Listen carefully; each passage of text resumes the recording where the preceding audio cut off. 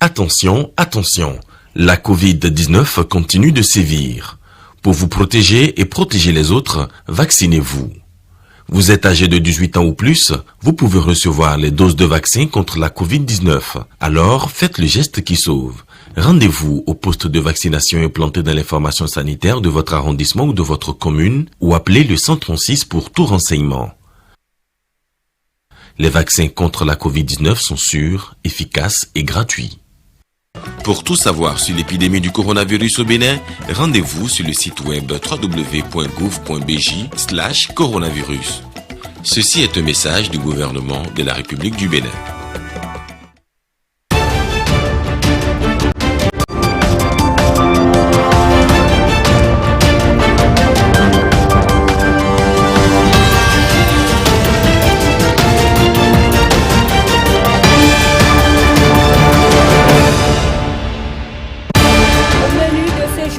Patrice Talon ne briguera pas un troisième mandat. L'engagement a été pris devant les jeunes panafricains réunis à Cotonou. Que pensent les Béninois de cet engagement? Vous les entendrez dans cette édition. Également dans ce journal, la première assemblée générale ordinaire de l'association des Yoruba du Bénin, c'était à Savet, dans le département des Collines.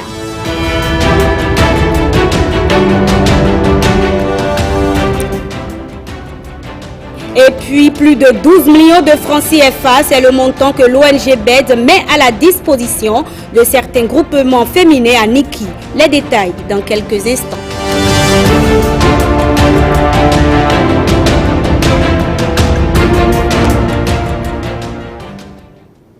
Bonjour et bienvenue au journal. Patrice Talon ne briguera pas un troisième mandat.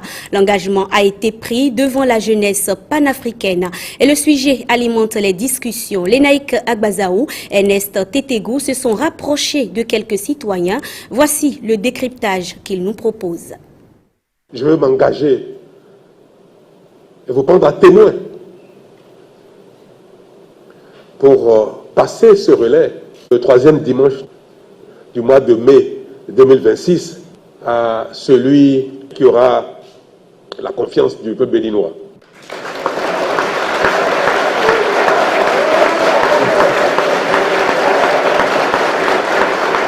Dans le ciel présidentiel africain, une étoile se démarque. Elle a nom Patrice Talon. Le chef de l'État a pris l'engagement de ne pas briguer un troisième mandat dans un contexte régional et sous-régional où les dirigeants arrivent à trouver la parade nécessaire en faisant revisiter et réviser la loi fondamentale de leur pays pour se maintenir au pouvoir au-delà du timing constitutionnel.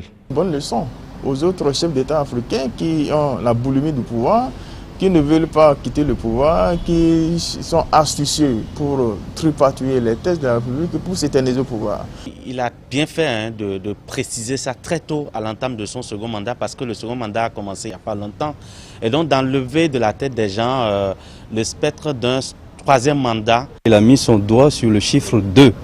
Ça veut dire qu'il est vraiment conscient de ce témoin qu'on lui a transféré. Et en plus, il a ajouté que ce témoin sera transféré dans le patrimoine du protocole d'État et fera l'objet prochainement de passation de charges en 2026. Un acte rarissime sur le continent, une décision historique qui vient conforter la belle image de la démocratie béninoise et celle que reflète le pays depuis avril 2016. Peut-être probablement bientôt, il y a une nouvelle touche qui va peut-être être transférée dans l'espace CEDEAO, c'est-à-dire l'article 42 de notre Constitution où on a ajouté qu'en aucun cas, nul ne peut de sa vie faire plus de 2 mandats. Depuis 2016, vous savez, tout ce qui se fait, c'est pour construire le Bénin, c'est pour donner une image d'un Bénin rayonnant, une image d'un Bénin qui se veut respecter dans la sous-région et au niveau de la communauté internationale.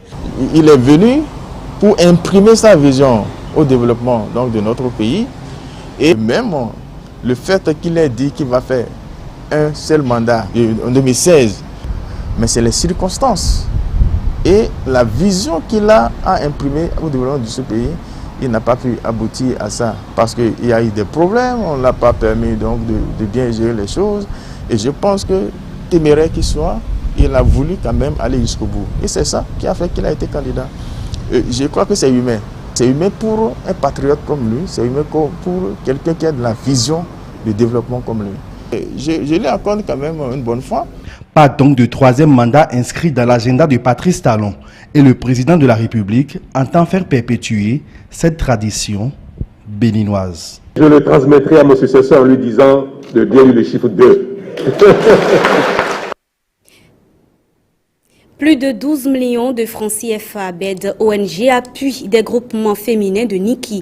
Et dans cette démarche, elle est soutenue par l'Organisation internationale de la francophonie. L'initiative entre dans le cadre du programme d'autonomisation de la femme à travers le Fonds de solidarité de la francophonie dénommé Solidarité pour elle. Olviga Messon, Bertin Adimi.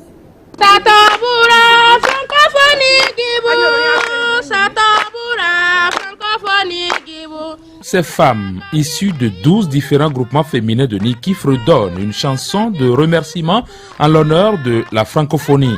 Et pour cause, son appui financier à l'ONG Bien-être et Développement Durable BED permet de mettre en œuvre un important projet en leur faveur. Nous sommes actuellement à la dernière phase du projet qui consiste au fait à renforcer les capacités, que ce soit sur le plan technique, sur le plan matériel et sur le plan infrastructure des groupements de femmes pour pouvoir leur permettre quand même de booster leurs revenus et se prendre en charge dans leurs ménages respectifs.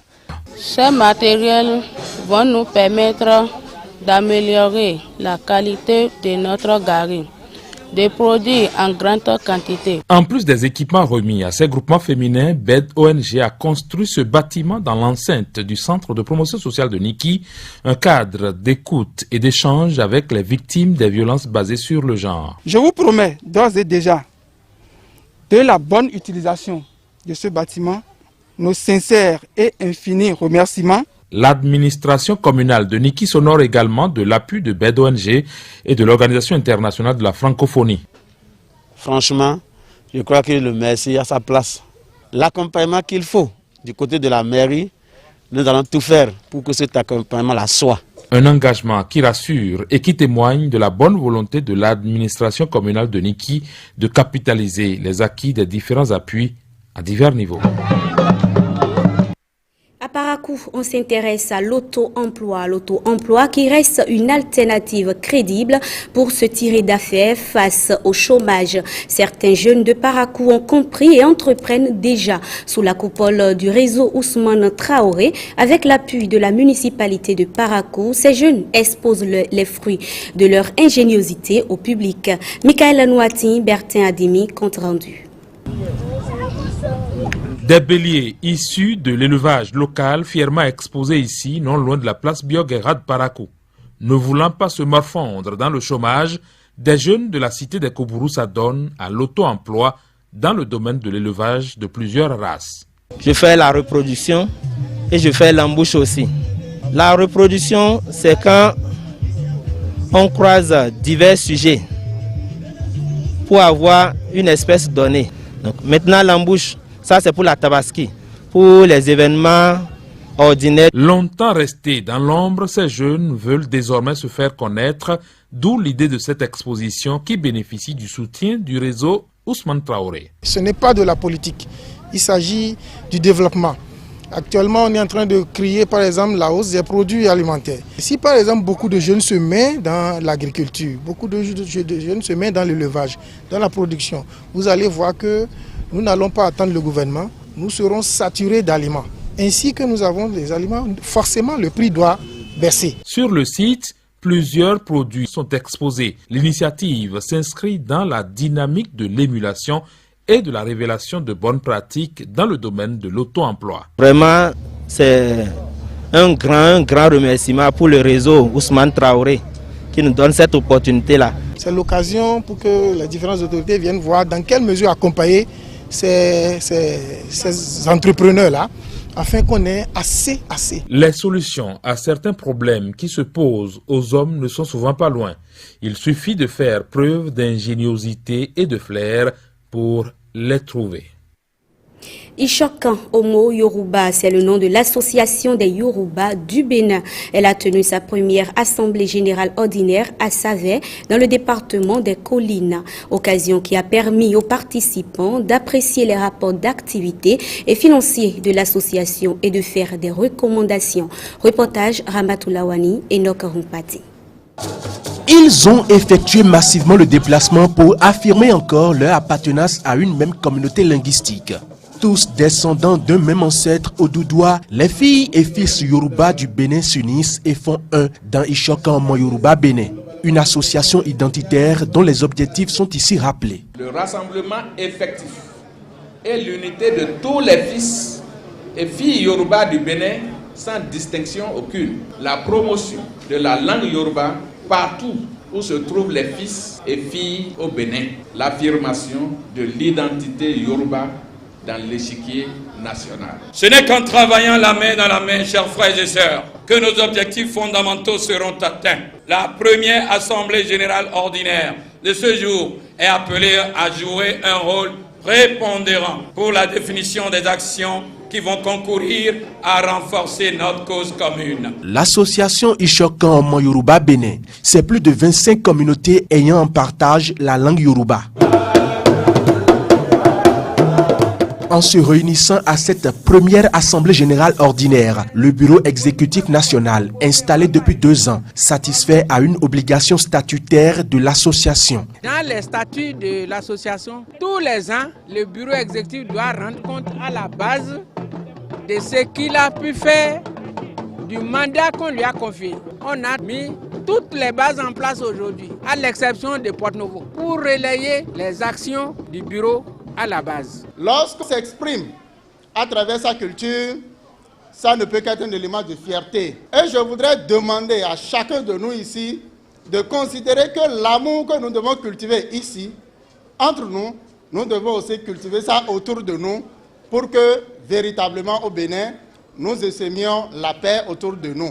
Les grandes recommandations qui sont issues des travaux de cette première Assemblée générale ordinaire permettront entre autres de réhabiliter et d'équiper le siège national si à Kétou. Et au thème des travaux, nos reporters Ramatou Lawani et Enoch Rumpati ont tendu le micro à quelques participants. Voici leur moisson. Je voudrais rendre grâce à Dieu Tout-Puissant qui nous a permis de vivre cet événement heureux aujourd'hui. Il y a environ 20 ans, quand j'étais président des étudiants de la commune de Kobé, nous avons initié la fédération des étudiants du plateau. Et ensemble avec l'actuel préfet des collines et quelques acteurs, on a voulu étendre ça pour créer la fédération des étudiants de l'Air Yoruba du Bénin. Donc voir après 20 ans, cela concrétisé en une grande association, ça nous rassure qu'on ne s'était pas donc trompé. Et nous nous battrons pour que cela soit pérennisé. Aujourd'hui, nous voyons Novicha, nous voyons Mahi Wendo, nous les Yoruba, les fils, les descendants de Doudoua. C'est normal que nous nous mettons ensemble pour s'aider, s'entraider. Toutes les communautés Yoruba qui résident sur le territoire du Bénin sont présentes à cette fête aujourd'hui. Nos perspectives d'avenir, c'est que désormais, que cette fête soit beaucoup plus grande et que cette assemblée générale soit tournante afin que nous puissions nous connaître et nous connaître à fond. L'importance, c'est l'union, la fraternité. Pour faire évoluer beaucoup plus le Bénin. On se voit, on ne sait pas qu'on est des frères et sœurs, tout ça là. Je ne savais pas que j'ai des parents à Calavi. Donc cette association est la bienvenue pour montrer que vraiment le Bénin a de la culture. Vous le savez, chaque secteur nécessite de l'appui des investisseurs locaux et internationaux. Le numérique ne fait pas exception à la règle. Bien au contraire, c'est l'un des secteurs les plus en vue et les plus à risque en matière d'investissement. Risque, oui, mais le numérique offre d'énormes opportunités, aussi bien pour l'investisseur que pour le demandeur. Quel est donc l'état des lieux au Bénin? Élément de réponse dans ce reportage. C'est dans le rang des start-up numériques qu'on trouve aujourd'hui les meilleures niches d'emploi et leviers de modernisation de nos vies. Pourtant, les premiers pas de ces start-up peuvent se révéler désespérants, tant elles peinent parfois à susciter de l'appétence chez les investisseurs. Leur souhait est tout simple, être considérés comme des entreprises à statut particulier, à fort potentiel et à risque soutenable par des instruments de garantie. Que le gouvernement nous appuie en nous accordant des conditions favorables et encourageantes à poursuivre notre œuvre. Ce cri de cœur est-il entendu par les autorités compétentes engagées dans le développement de l'économie numérique? Le Bénin a-t-il capté les fabuleuses opportunités qui gisent dans l'investissement numérique? Jessica Gaba a peut-être un début de réponse. Les banques, en fonction de leur corps de métier, ne peuvent pas toujours investir dans ces startups-là parce que qui dit start-up dit prise de risque. Et donc le gouvernement a voulu mettre en place ce fonds-là pour aider, accompagner des entrepreneurs déjà en activité qui font des choses, les pousser un peu au travers de subventions, au travers également de formations, de renforcement de capacités. La politique mise en place au Bénin depuis quelques années déjà crée un terreau fertile à la croissance du secteur numérique et un appel d'air aux investissements. Désormais, nous avons accès à ce qu'on appelle le FTTH, donc la fibre jusqu'à la maison, par des sociétés publiques mais aussi des sociétés privées. Vous avez pu voir que nous avons construit, nous sommes sur le point de mettre en service un data center du gouvernement, qui est un projet extrêmement important et très complexe. Au-delà de la promotion de l'administration intelligente et d'un environnement incitatif, l'autre pan, et pas des moindres, pour favoriser l'investissement, reste la sécurité des infrastructures. Au Bénin depuis 2016, la sécurité des systèmes d'information numérique est désormais un domaine très encadré. On lie vraiment la sécurité du cyberespace au fait que les gens s'y sentent en confiance, que les gens consomment dans ce cyberespace, que les ressources qui y sont positionnées soient sécurisées, donc que les investisseurs ne perdent pas en apport financier parce qu'il y aurait eu des dégâts sur le plan cyber. Investir dans le numérique au Bénin devient alors de plus en plus possible pour les investisseurs locaux et internationaux. Des opportunités restent disponibles pour les entreprises. Le plus grand défi à présent a pour nom développement des compétences. Toute une opportunité d'investissement, là aussi sur l'humain, pour générer la plus-value, la plus durable, sans doute. Docker béninois, c'est le nom de l'ouvrage qui vient de paraître. Un livre qui parle de ces occasionnels avis des sacrifiés à la mer. Son auteur a pour nom Yannick Somalon. Devant ses parents et amis, celui qui a été docker a présenté le premier essai béninois écrit par un journaliste sur cette corporation du port. Patrick Diossou, François Issou, compte rendu. Les tableaux invoqués par Gilles Odilon Yakoubou, en voici un, remis à ce doyen d'un âge certain, un docker, occasionnel jusqu'à sa retraite. Sembeno Souman a écrit le docker noir.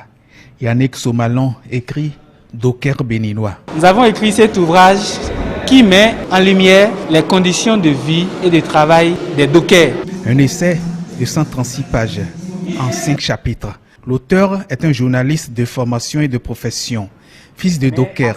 Lui-même fut docker dans une vie récente. Moi-même, en tant que docker, j'ai aimé le travail. Parce que quand les bagages qui viennent au port ne sont pas déchargés par les dockers, on ne peut pas avoir les sacs de riz dans les magasins. Son aveu vivant s'ajoute à d'autres témoignages émouvants. Beaucoup ont eu peur, ils ont refusé de parler. Des témoins, obligés d'être à visage caché, ont aussi évoqué des dockers sacrifiés à la mer dans ce travail d'investigation journalistique, apprécié par une autre journaliste, ici à visage non caché. C'est un ouvrage atypique, unique en son genre.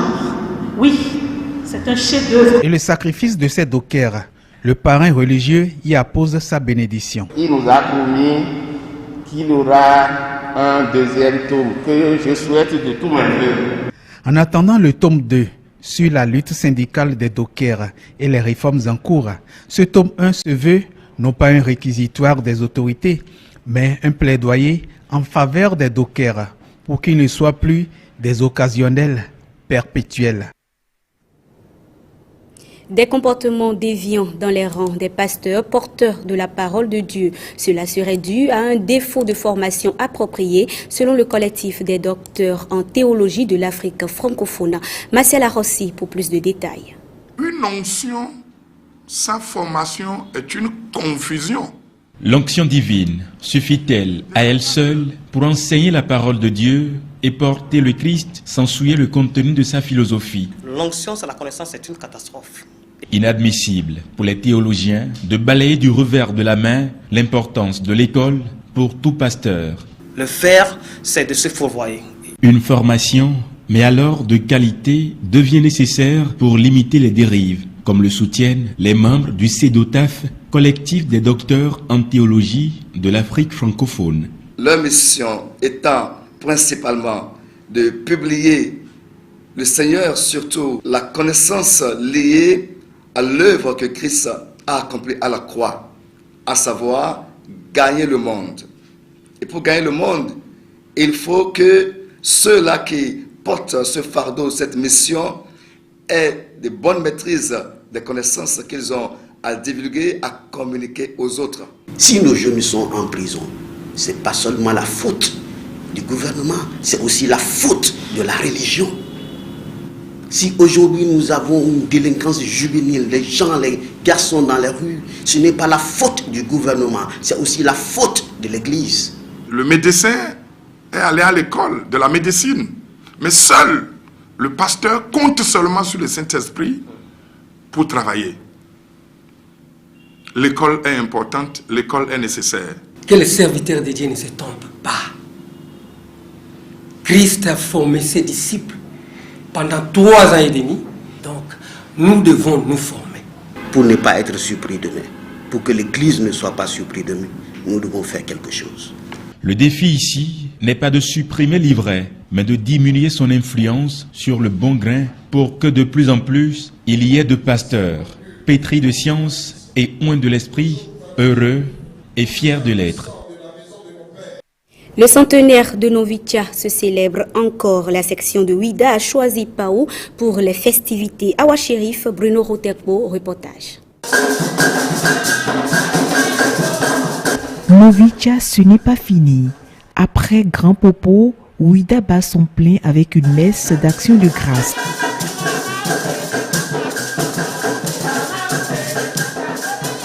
Novitia a consolidé d'abord le lien fraternel entre son peuple.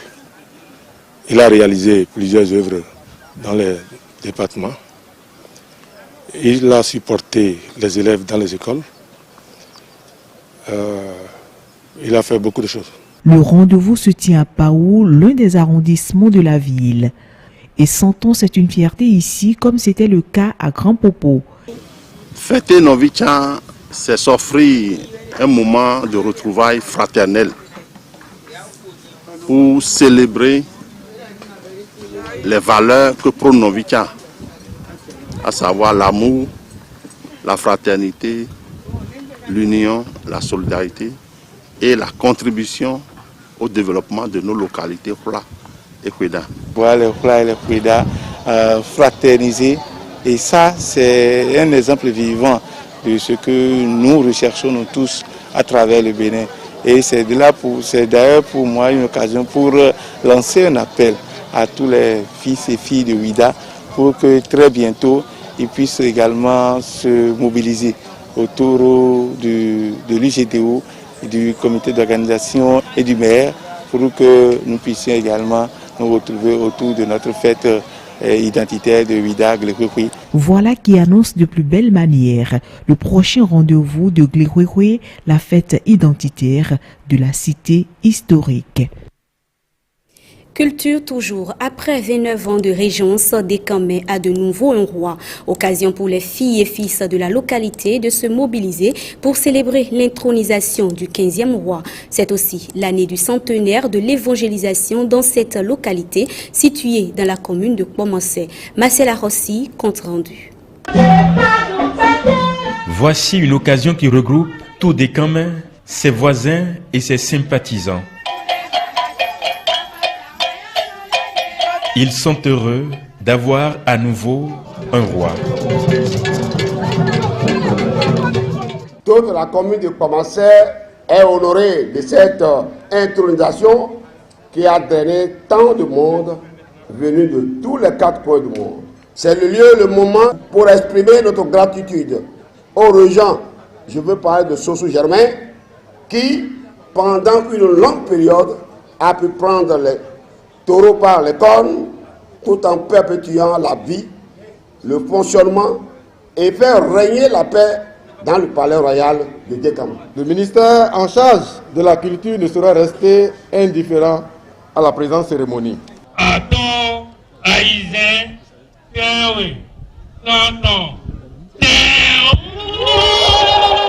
30 ans bientôt que le fauteuil royal n'est plus occupé sur cette terre ferme au bord du lac Aimé, comme pour annoncer la continuité de l'histoire, la nouvelle vie, le nouveau soleil qui se lève sur Dekama.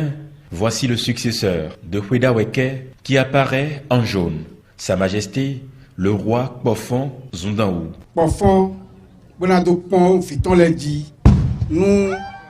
La panthère se réveille pour veiller sur ses enfants, pour que tout le reste des animaux méchants soient vaincus. Que la bénédiction royale et ancestrale jaillisse sur vous. L'histoire de ce royaume a démarré depuis l'an 1560. Ici, la succession au trône ne se déroule pas de façon automatique, ce qui pourrait expliquer le fait que ce 15e roi arrive 29 ans après le départ du prédécesseur, le 14e. On ouvre à présent la page sport de cette édition. Attendue au tournant, Cotonou a gagné le pari de l'organisation de la finale de la Coupe de la Confédération. Des efforts concertés qui ont permis de relever ce défi. Commentaire Eman Rodriga Menga. Forçant l'admiration de tous et même des plus sceptiques qui s'extasient goulûment sur ce coup. Un coup bien ficelé, monté harmonieusement, pensé et géré parfaitement, car mettant le Bénin en mondovision, à travers son temple, son arène Kourounou, dont le charme de la réhabilitation porte les traces d'un esthète. Un aficionado du beau qui trône au palais de la Marina. Et cette apothéose cotonoise de la... Le Bénin de Patrice Talon n'est pas minimaliste. Il a les yeux aussi gros que le monde. À Djougou, un événement sportif était au rendez-vous ce week-end. Il s'agit de la finale du tournoi départemental de football Donga 100% BR, 100% ABT. Organisateurs, autorités locales et représentants du ministre d'État Abdoulaye Biotchane ont procédé au lancement des hostilités en s'échangeant la balle sous le regard enthousiaste. Vous allez voir des supporters. Aniata Bello, Bernol Diogbe, compte rendu. Dès le démarrage du jeu, les équipes de Djougou 1 en bleu et de Djougou 3 en rouge ont tout fait de démontrer leur adresse sur le terrain. Et cela a payé pour les rouges avec l'ouverture du score par leur joueur Yaya Ambali à la 9e minute. Un but qui n'a pas découragé leur vis-à-vis. Les joueurs de Djougou 1 ont tout fait pour revenir au score, mais en vain. À la fin de la première mi-temps, le score était toujours de 1-0 en faveur de Djougou 3. Absent, le promoteur du tournoi Aboubacar Petoni s'est fait représenter par sa femme qui était très contente de l'engouement autour de la finale du tournoi. Ce tournoi a été initié pour promouvoir la jeunesse de la Donga, la jeunesse du bloc républicain de la Donga surtout et de Djougou. Surtout également pour soutenir le ministre d'État qui a toujours le souci de la jeunesse. Pour Malik Seibou Gominan, c'est une joie de voir les équipes de Djougou finalistes du tournoi. Aujourd'hui, nous nous retrouvons au stade de Djougou pour la finale et vous voyez, il y a du beau monde. Quand on parle de football à Djougou, c'est une fête et aujourd'hui encore ça le prouve à merveille. Donc les populations sont venues montrer leur joie par rapport à l'épilogue du tournoi. Hassan Seibou, représentant du ministre d'État, a aussi félicité les organisateurs du tournoi. C'est un tournoi d'amitié parce que ce sont les amis du ministre d'État Abdoulaye Biotchane qui ont voulu organiser cette coupe depuis un moment. Cette coupe-là a été dédié, n'est-ce pas, aux populations de Djougou, à la jeunesse de Djougou. Après 15 minutes de pause, le jeu a repris de plus belle avec les Bleus de Djougou 1 qui tiennent à égaliser. Mais c'est sans compter sur la vigilance du gardien de but de Djougou 3 qui a été impeccable dans ses 7,32 m. Le score est resté inchangé jusqu'à la fin du match. Djougou 3 est championne du tournoi. Attention, attention, la Covid-19 continue de sévir. Pour vous protéger et protéger les autres, vaccinez-vous. Vous êtes âgé de 18 ans ou plus, vous pouvez recevoir les doses de vaccin contre la Covid-19. Alors, faites le geste qui sauve. Rendez-vous au poste de vaccination implanté dans l'information sanitaire de votre arrondissement ou de votre commune ou appelez le 136 pour tout renseignement. Les vaccins contre la Covid-19 sont sûrs, efficaces et gratuits. Pour tout savoir sur l'épidémie du coronavirus au Bénin, rendez-vous sur le site web www.gouv.bj/coronavirus. Ceci est un message du gouvernement de la République du Bénin. Se referme. Merci de l'avoir suivi. Bel après-midi à tous.